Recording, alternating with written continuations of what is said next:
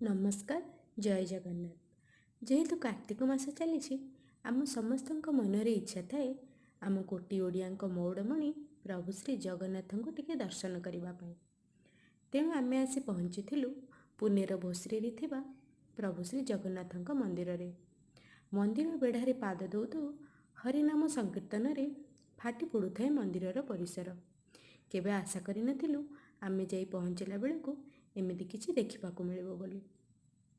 महाप्रभुंको दर्शन पर मन को मिलता अत्यंत आनंद और शांति। ता सहित आमर सेठी देखा होइतिले किछि ओडिया भाई भौणी माने घर परिवार गाँ माटी ओडिशा माटी ठू दूर रे रही जदि केबे केही निजर लोकंक सहित देखा हो जाए ताहले मनरे खेली जाए खुशीर लहरी। सेमानक सह किछि खुशीर मुहूर्त बितेइबा परे आमे बाहरिथिलु मंदिर बेढ़ारे प्रसाद पाइबा पई। हेले आमर 2 वर्षर पुओ तार भगवान सह भाव किछि अलग प्रकार। देखंतु तो केमिति ता कुनी कुनी हाथ रे गिनी बजाई हरिनाम संकीर्तन रे हजई देइछि निजको। ताकू देखिला परे लागुथिला आमठू बेसी से खुशी अच्छी महाप्रभुंक नाम संकीर्तन रे सामिल होई।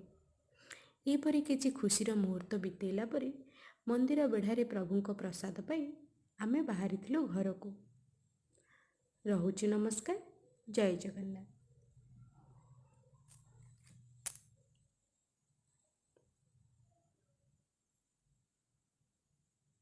नमस्कार जय जगन्नाथ।